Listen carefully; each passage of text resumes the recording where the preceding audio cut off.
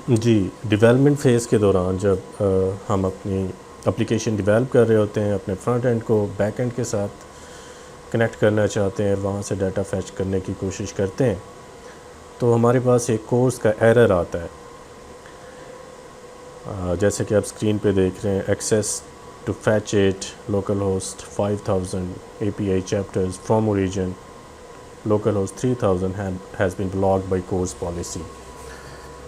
तो होता ये है कि हमारा जो फ्रंट एंड है वो एक डिफरेंट पोर्ट पे चल रहा होता है और हमारा बैक एंड एक डिफरेंट पोर्ट पे चल रहा होता है। इस केस में मेरा जो फ्रंट एंड सर्वर है, मेरी रिएक्ट की एप्लीकेशन 3000 पोर्ट पे चल रही है और जो मेरा बैक एंड सर्वर है वो 5000 पोर्ट पे इस वक्त चल रहा है।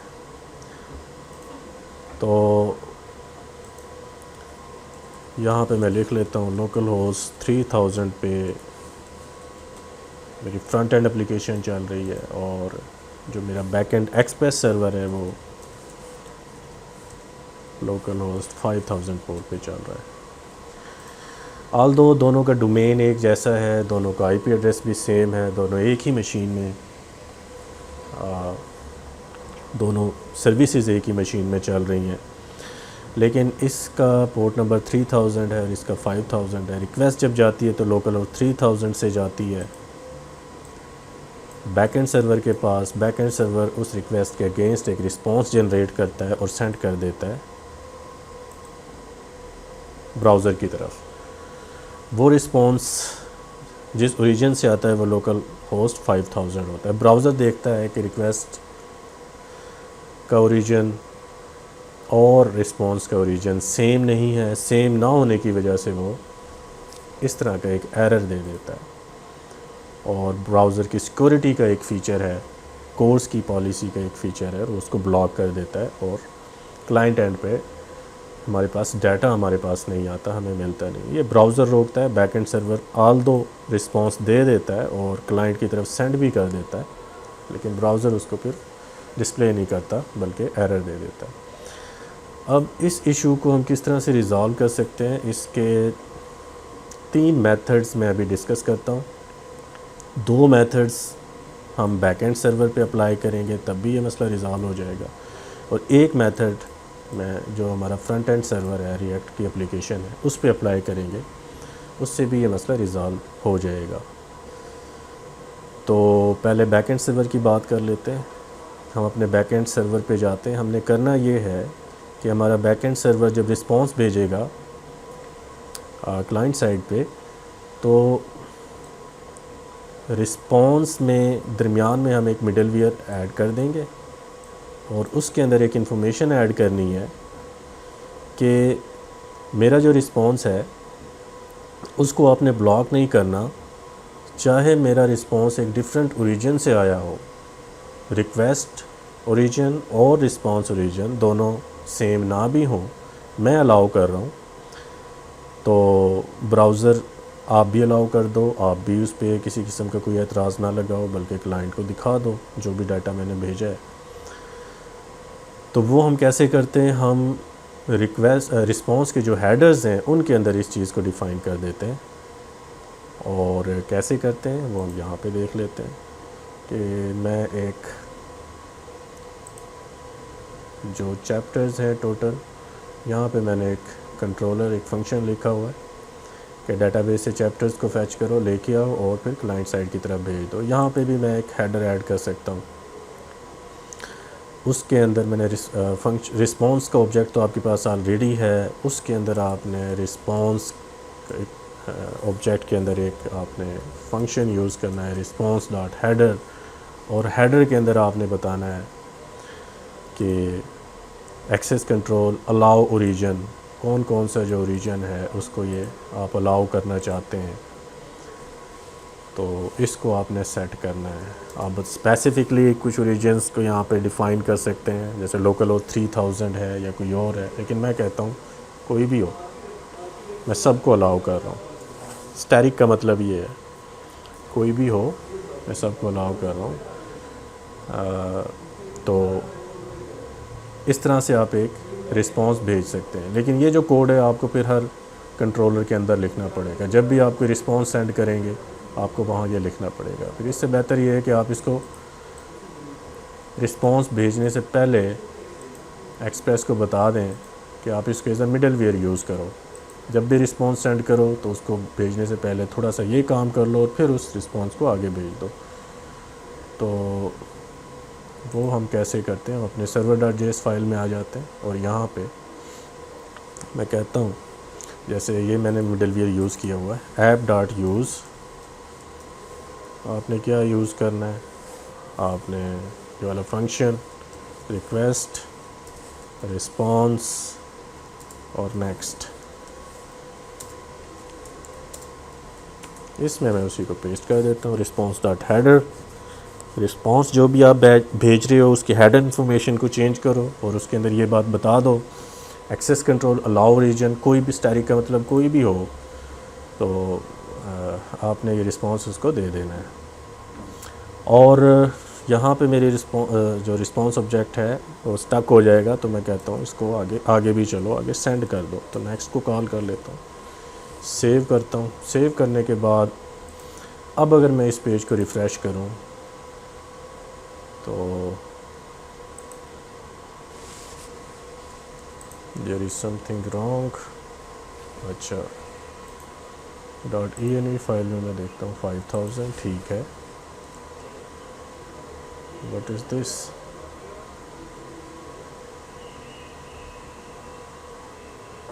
response.header is not a function. लगता है स्पेलिंग्स में कुछ गड़बड़ हो गई। server.js में दोबारा आता हूँ, HEA और DER, response.header। सेव करते हैं और हमारी एप्लीकेशन दोबारा से स्टार्ट हो गई है। अब जनाब इसको मैं रिफ़्रेश करता हूँ तो आप देखें वो जो एरर आ रहा था वो नहीं आ रहा और सारा डाटा हमारे पास बैकएंड सर्वर से आ गया है। तो हमने क्या किया, हमने ये किया कि एक्सप्रेस को ये बता दिया कि आपने जब भी क्लाइंट एंड पे कोई भी रिस्पॉन्स सेंड करना है तो वो सेंड करने से पहले उसकी हेडर इन्फॉर्मेशन को आपने थोड़ा सा चेंज करना, उसके अंदर ये चीज़ ऐड कर देनी है। इससे फिर क्या होगा, जब ये रिस्पॉन्स ब्राउज़र पे आएगा, ब्राउज़र को पता चल जाएगा कि जिसने रिस्पॉन्स सेंड किया है उसने तमाम ओरिजिन्स को अलाउ कर दिया है। तो फिर ब्राउज़र यहाँ पे वो जो कोर्स का एरर है वो नहीं आएगा, बल्कि सारा जो भी डाटा वहाँ से आएगा सर्वर से वो यहाँ पे डिस्प्ले हो जाएगा। एक तरीका ये है, अगर आप ये कोड ख़ुद से ना लिखना चाहें तो दूसरा कोड लिख लें। दूसरा तरीका ये है, मैं इसको यहाँ पे कमेंट कर देता हूँ। कमेंट करने के बाद सेव करता हूँ। सेव करने के बाद हार्ड रिफ़्रेश करता हूँ तो फिर से मेरे पास वही एरर आ गया। अच्छा, आपने ये काम नहीं करना तो आप एक और काम कर लें, आप एक पैकेज इंस्टॉल कर लें और उस पैकेज को यूज़ कर लें एज अ मिडल वेयर। वो क्या है, वो कोर्स का पैकेज है। देख लेते हैं इसको, कोर्स क्या है। इसको मैं ओपन करता हूँ। अच्छा, तो ये क्या करता है, ये इन course is a Node.js package for providing a Connect Express middleware that can be used to enable course with various options। बहुत सारी ऑप्शंस हैं, उसकी डॉक्यूमेंटेशन आप पढ़ सकते हैं। हम क्या करेंगे, हम थोड़ा सा काम करेंगे, इसको इंस्टॉल करेंगे अपनी एप्लीकेशन में। npm i course, मैं अपना बैकएंड सर्वर बंद करता हूँ और इसको इंस्टॉल कर लेते हैं। इंस्टॉल करने के बाद इसको यूज़ कैसे करना है, इसको यूज़ इस तरह से करना है, इसको इंपोर्ट करना है। जैसे हम पैकेजेस को इंपोर्ट करते हैं तो server.js में मैं इसको इंपोर्ट कर लेता हूँ, पेस्ट कर दिया मैंने। अब इसको यूज़ कैसे करना है, यूज़ करना भी बड़ा इजी है। बस is a middleware app.use CORS, इसको कॉपी करता हूँ और यहाँ पे इसको पेस्ट कर देते हैं। पेस्ट करने के बाद मैंने इसको सेव किया। सेव करने के बाद मैं अपने सर्वर को दोबारा से स्टार्ट कर रहा हूँ। अच्छा बात सुनो,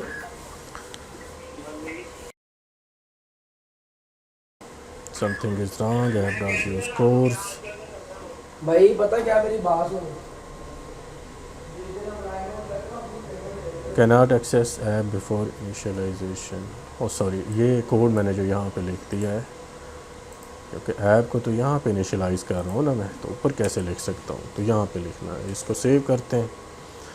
सेव करने के बाद मेरा बैकएंड सर्वर स्टार्ट हो चुका है और मैं अब इसको रिफ़्रेश करता हूँ, तो अब फिर दोबारा से मेरे पास वो एरर नहीं आया और आप देख सकते हैं कि सारा डाटा आ रहा है।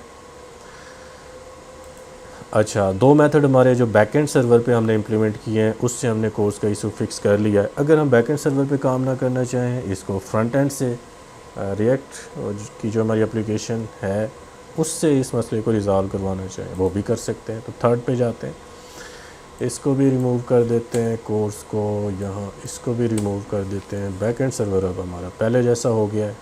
रीस्टार्ट होने दें, रीस्टार्ट हो गया। अब मैं इसको रिफ़्रेश करता हूँ तो दोबारा से मेरे पास वही कोर्स का एरर आने लग गया है। अब मैं इसको अब फ्रंट एंड से कोर्स का इशू रिज़ॉल्व करने की कोशिश करते हैं। सबसे पहले मैं अपनी रिएक्ट की .env फाइल में जाता हूँ और यहाँ पे मैंने जो लोकल होस्ट 5000 लिखा हुआ है, 5000 की बजाय मैं 3000 यहाँ पे लिखता हूँ। अब मेरी जो रिक्वेस्ट है वो 5000 की बजाय 3000 पे जाएगी। दूसरा काम मैंने ये करना है, package.json में जाना है और यहाँ पे मैं एक और इन्फॉर्मेशन ऐड करता हूँ, प्रॉक्सी और http://localhost:5000। इसका मतलब ये है कि इस पर रिक्वेस्ट सेंड करो, अगर इससे आपको रिस्पांस नहीं मिलता तो आप इस पर रिक्वेस्ट सेंड कर दो, लोकल होस्ट 5000 पर रिक्वेस्ट सेंड कर दो। इससे वो प्रॉक्सी की कहानी ख़त्म हो जाएगी, क्योंकि इसको एज अ प्रॉक्सी यूज़ करेगा ये। अब मैं ये करता हूँ कि अपनी रिएक्ट की एप्लीकेशन को, इसको मैंने सेव कर लिया, Ctrl+S दबाता हूँ और package.json फाइल, इस पर भी Ctrl+S दबाता हूँ। अपनी रिएक्ट की एप्लीकेशन को दोबारा से स्टार्ट करता हूँ, npm स्टार्ट। वेट करते हैं, थोड़ी देर में एप्लीकेशन स्टार्ट हो जाती है।